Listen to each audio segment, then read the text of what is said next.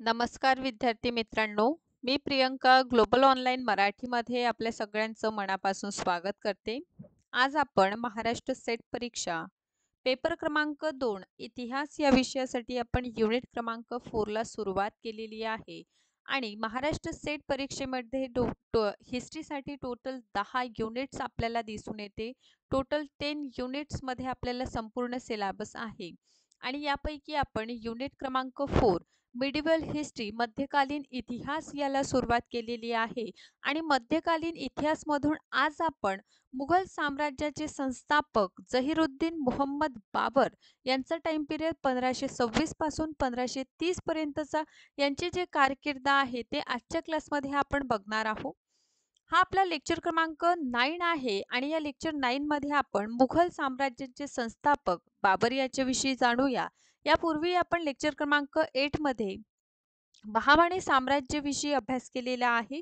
कशा प्रकारे बहामनी साम्राज्याच्या विघटनानंतर पादशाही अस्तित्वात आलेली आहे याविषयी आपण डिटेलमध्ये या पूर्वीच्या व्हिडिओ लेक्चरमध्ये अभ्यास केलेला आहे. जर आपण तो व्हिडिओ लेक्चर बघितला नसेल तर नक्कीच बघा, जेणेकरून आजचा व्हिडिओ समजण्यामध्ये आपल्याला आणखीनच मदत होईल. यासोबतच महाराष्ट्र सेट परीक्षा टार्गेट करीत असणाऱ्या विद्यार्थ्यांसाठी हिस्ट्री या विषयासाठी कंप्लीट कोर्स सुद्धा अवेलेबल आहे. या कंप्लीट कोर्समध्ये आपल्याला डेली बेसिसवर लाईव्ह व्हिडिओ लेक्चर्स मिळणार. संपूर्ण अभ्यासक्रमावर आधारित व्हिडिओ लेक्चर्स आहे. संपूर्ण अभ्यासक्रमावर नोट्स अवेलेबल्स आहे. यामध्ये 10 युनिट्सची थेअरी आपल्याला प्रोव्हाइड केली जातील. सोबतच क्लासच्या PDF सुद्धा आपल्याला प्रोव्हाइड केले जाईल.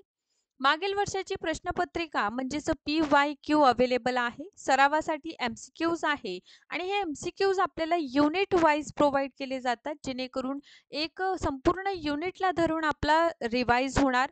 आणि यासोबतच मोस्ट इम्पॉर्टंट म्हणजे वीकली टेस्ट सुद्धा अवेलेबल आहे. या वीकली टेस्टमध्ये मंडे टू फ्रायडे जे महत्त्वपूर्ण टॉपिक्स आपण थेअरी थ्रू कव्हर करीत असतो त्याच्यावर आधारित ही वीकली टेस्ट असते, जेणेकरून एक वीकमध्ये जे महत्त्वपूर्ण टॉपिक्स आपण अभ्यास केलेला आहे त्याचा सुद्धा सराव होणार. महाराष्ट्र सेट इतिहासची नवीन बॅच सुरू होत आहे 27 नोव्हेंबर पासून आणि या 27 नोव्हेंबरच्या बॅचला जॉईन करण्यासाठी हे ऑफिशियल नंबर्स आहे, यावर आपण कॉन्टॅक्ट करू शकता. आणि कोर्सची फीज मात्र 8,000 आहे, ज्यावर पेपर क्रमांक 1 फ्री ऑफ कॉस्ट आहे. महाराष्ट्र सेट एक्झामिनेशन मध्ये टोटल 2 पेपर आहे. एक जनरल पेपर आहे पेपर 1 आणि सेकंड सब्जेक्टिव्ह पेपर. सो दोनही पेपरचा आपला संपूर्ण अभ्यास यातून होणार. या व्यतिरिक्त ग्लोबल ऑनलाईन ॲप आपण डाउनलोड करा प्ले स्टोअरवरून. स्टोअर ऑप्शनला सिलेक्ट करून हिस्ट्रीच्या कोर्सला सर्च करायचा आहे. हिस्ट्रीचा इंटरफेस ओपन झाल्यानंतर सरळ आपण कोर्सला ॲपवरून बाय करू शकतो, किंबहुना आपल्या ऑफिशियल नंबर्सवर आपण कॉन्टॅक्ट करून या कोर्सला जॉईन होऊ शकता. आफ्टर जेव्हा आपण कोर्सला जॉईन होता त्यानंतर हा कंटेंटचा सेक्शन असतो जे पूर्णतः ओपन होऊन जात असतो आणि यातून आपण व्हिडिओ लेक्चर्स थेअरी असो, वीकली टेस्ट असो, मॉक टेस्ट असो सगळं सोडवू शकतो. सो आजच्या सेशनमध्ये आपण मुघल साम्राज्य याविषयी आपण अभ्यास करणार आहे.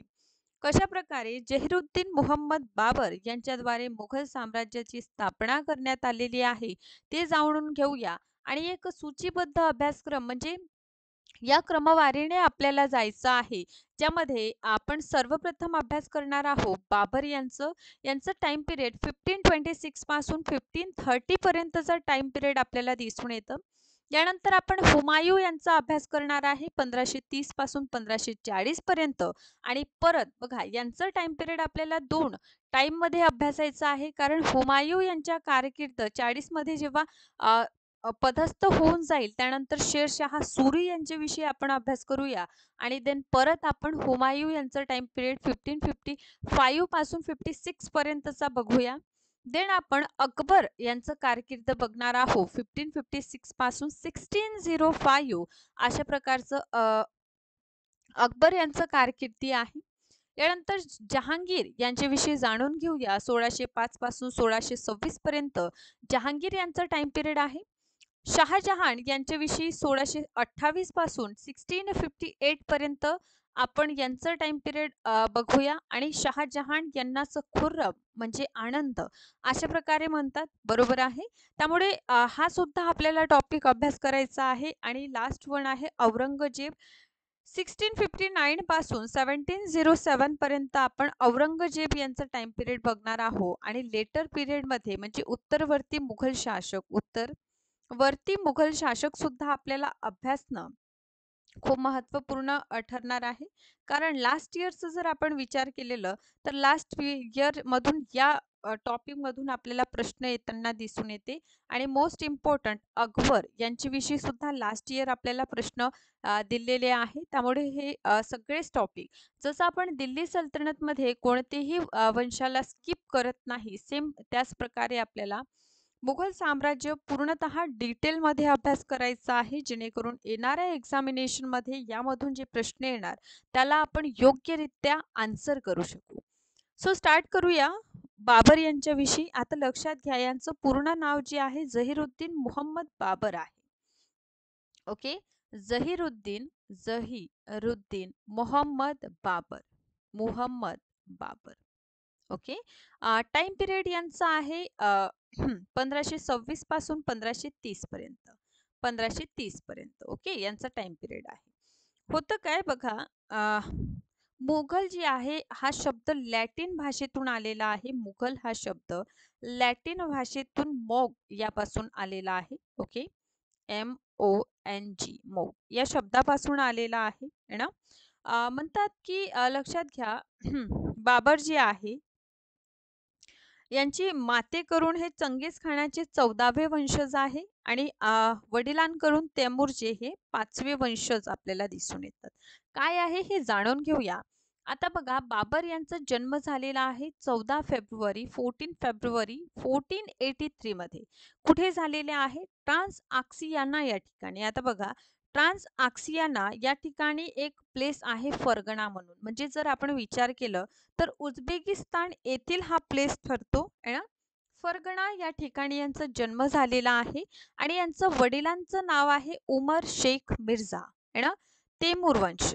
आणि आई जी आहे माता कुतलुग निगार खान आहे, चंगेज खान यांचे वंशज.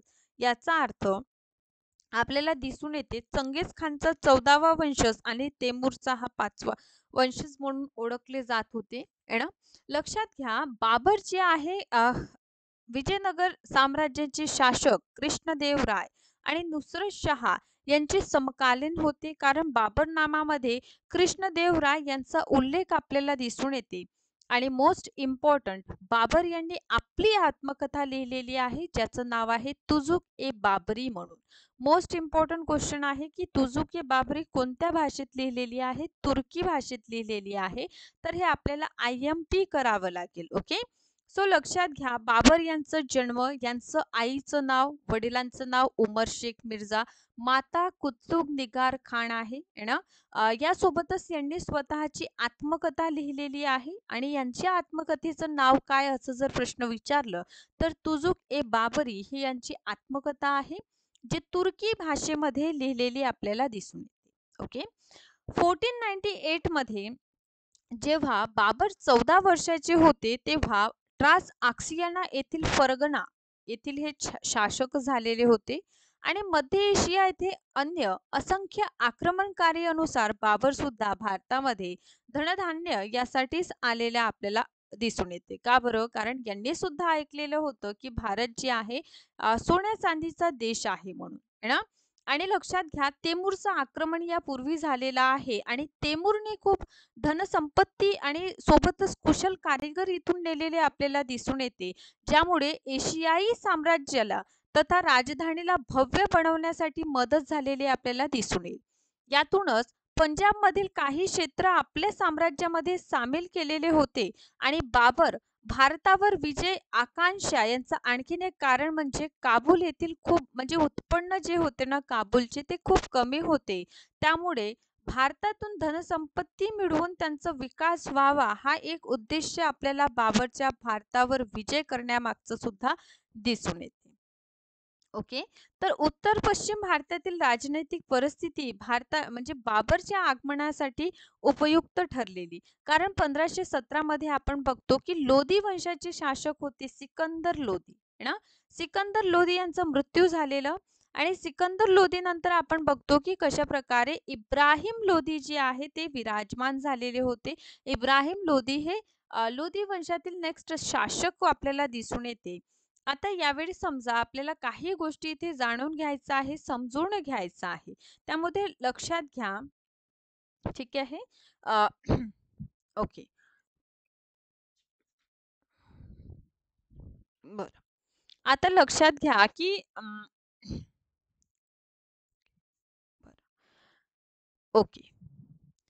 बाबर जे आहे यांच्याद्वारे आपण बघतो. ओके. बाबर जे आहे यांच्याद्वारे आपण बघतो, की समरकंद या ठिकाणी पहिला आक्रमण झालेला आहे. ठीक आहे. हा कधी झालेला आहे तर आपल्याला लक्षात घ्यावं लागेल 1497 मध्ये झालेला आहे. आता तैमुरी साम्राज्याची ही राजधानी होती आणि लक्षात घ्या हा समरकंद जो होता अहमद मिर्झा आहे ना यांच्याकडे समरकंद दिलेला होता. सेम आपण फरगणा जर विचार केलं तर बाबरचा भाऊ जे आहे त्यांनी काय केलं फरगणा यावर कॅप्चर करून दिलेलं होतं आणि आपण शेबानी खान बघतो. शेबानी खान हा एक मंगोल होता आहे ना उझबेक होता ज्यांनी म्हणजे म्हणण्याचं तात्पर्य असं की बाबर जेव्हा भारतावर आक्रमण करीत असतो त्यावेळी त्याचा जो फरगणा आहे ते त्यांच्या भाऊने आहे ना कॅप्चर केलेलं होतं. यातूनच बघा तैमुरी राज्य आपल्याला जसं फॉर एक्झाम्पल आपण बघा काबूल आहे ठीक आहे. तर काबूल या ठिकाणी तैमुरी राज्य होतं आहे ना तैमुरी राज्य आपल्याला दिसून येईल आणि या राज्याचं शासक आपल्याला दिसून येते उलुग बेग होते. उलुग बेग होते. पण जेव्हा उलुग बेग यांचा मृत्यू होतं आणि यांचं उत्तराधिकारी आपल्याला दिसून येतं अब्दुल रज्जाक हे त्यांचे अब्दुल रज्जाक हे त्यांचे काय झाले उत्तराधिकारी झाले तर यांचे संरक्षक नियुक्त करण्यात आलं बाबर यांना. ठीक आहे. यातूनच आपण बघतो की यांच्या टाइम पिरियड म्हणजे म्हणजे बाबरच्या टाइम पिरियड मधले काही महत्त्वपूर्ण गोष्टी म्हणजे यांच्या टाइम पिरियड मध्ये फरगणा यांनी परत जिंकून घेतलेलं होतं आहे ना. फर्स्ट ऑफ ऑल फरगणा चे हे काय होते राजे होते शासक होते बरोबर. यानंतर आपण बघतो की बाबरद्वारे जे आपलं समरकंद आहे समरकंद यावर आक्रमण करण्यात आलं आणि समरकंद नंतर परत त्यांनी काय केलं काबूलवर आक्रमण केलेलं आहे ना. बरं. जेव्हा हे काबूलवर आक्रमण केलेलं त्यावेळी विद्रोह झालेलं होतं समरकंद या ठिकाणी आहे ना आणि समरकंद येथील विद्रोह जेव्हा ते दाबण्यासाठी गेलेले होते त्यावेळी काबूल जी आहे या ठिकाणी परत विद्रोह होताना आपल्याला दिसून येते आणि सोबतच आहे ना त्यांचं जे फरगणा आहे या क्षेत्रात सुद्धा काय झालेलं होतं विद्रोह झालेला होता. ठीक आहे. बरं. यातूनच आपण बघतो की 1504 मध्ये काबूलवर आक्रमण. ओके. लक्षात घ्या बाबरचं भारतावर जेव्हा आक्रमण होतं तर आक्रमणाची सुरुवात कुठून झाली जर कधी विचारण्यात आलं तर बाजोर तथा भैराचं क्षेत्र यांनी जिंकलेला होता पहिल्यांदा. काय होतं 1519 ची ही घटना आहे. ओके. या टाइम पिरियड मध्ये आपण बघतो की बाबरद्वारा लढलेलं पहिलं जर युद्ध विचारलं तर ते बाजोरचं आहे है ना. इथे युसुफ जई जमाती आहे बाजोर या ठिकाणी युसुफ जई जमाती ठीक आहे यांच्या विरुद्ध हा युद्ध झालेला आपल्याला दिसून येते आणि त्यानंतर ते भैरा किल्ल्यावर काय करतात आक्रमण करतात है ना. भैरा किल्ल्यावर जेव्हा ते आक्रमण करतात तेव्हा पहिल्यांदा ते बारूद जे आहे बारूद कळतं आपल्याला बारूद जे आहे त्याचा उपयोग पहिल्यांदा त्यांनी भैरा किल्ला जिंकण्यासाठी केलेला आपल्याला दिसून येतं आणि नेक्स्ट पेशावर या ठिकाणी हे आक्रमण करणार 1519 मध्ये. स्थालकोट आक्रमण झालेलं आहे स्थालकोट 1520 मध्ये स्थालकोट आक्रमण लाहोर आणि दीपालपूर या ठिकाणी सुद्धा ते काय करतात आक्रमण करतात. ओके. चला इथपर्यंत ठीक आहे. बरं. 1518 ते 19 या ठिकाणी शक्तिशाली दुर्गा जिंकून घेतलेले होते बाबर यांनी आणि जेव्हा ते काबूल परत गेले तेव्हा दौलत खान यांनी आपला प्रतिनिधी जे आहे ते भैरा येथून काढून घेतलेले होते. 1520 ते 1526 पुन्हा एकदा त्यांनी सिंधू नदी पार करून सियालकोटवर विजय केलेला आहे. सियालकोट विजय 1520 है ना. दौलत खान यांचे पुत्र होते दिलावर खान आता दिलावर खान यांच्या नेतृत्वाखाली एक दूत मंडळ जे आहे ते बाबर जवळ जातात आणि बाबरला भारतावर आक्रमण करण्यासाठी निमंत्रित करतात. ठीक आहे. बरं. ओके. इतक्या गोष्टी आय होप क्लिअर झालेल्या आहेत. समोर वळूया आपण. सो यामध्ये बघा काय झालेलं आहे आता बाबरला काय केलेलं आहे? निमंत्रण देण्यात आलेलं आहे. तर यातूनच लक्षात घ्या, लाहोरचा सुभेदार असतो. लाहोर याचे सुभेदार आपल्याला दिसून येते दौलत खान लोधी. कोण आहे? दौलत खान लोधी आहे. दौलत खान लोधी. ओके. बरं. चला. तर यातूनच आपण समोर बघतो की मेवाड मेवाड म्हणजे आपल्या राजस्थानच्या क्षेत्रात जे शासक होते राणा सांगा होते है ना. तर राणा सांगा. ओके. तर हे काय करतात, भारतावर आक्रमण करण्यासाठी निमंत्रित करतात. काय करतात? निमंत्रित करतात. का बरं? कारण यावेळी इब्राहिम लोधीचं काय होतं? शासन होतं. यातूनच आपण बघतो की इब्राहिम लोधी आणि बाबर यांच्या विरुद्ध काय होणार? बॅटल ऑफ पानिपत होणार. ठीक आहे. काय होणार? Battle of Panipat. Okay. Battle of Panipat. Panipat. Okay. Haryana आहे ना, या ठिकाणी आहे ही पानिपत म्हणून प्लेस. कधी होतं आक्रमण? तर लक्षात घ्या डेट 21 एप्रिल 1526 मध्ये होतं. यामध्ये इब्राहिम लोधी यांचं हार होते आणि मध्ययुगीन इतिहासातील हा फर्स्ट असं शासक आहे जो युद्ध स्थलावरच मारल्या गेलेल्या. पानिपतच्या युद्धामध्ये पहिल्यांदा तुलगमा या पद्धतीचा वापर तुलगमा युद्ध पद्धतीचा वापर जे आहे बाबरद्वारे करण्यात आलेला. ठीक आहे. आता बघा ही तुलगमा पद्धती ही युद्ध करण्याची एक उजबेग पद्धती आहे.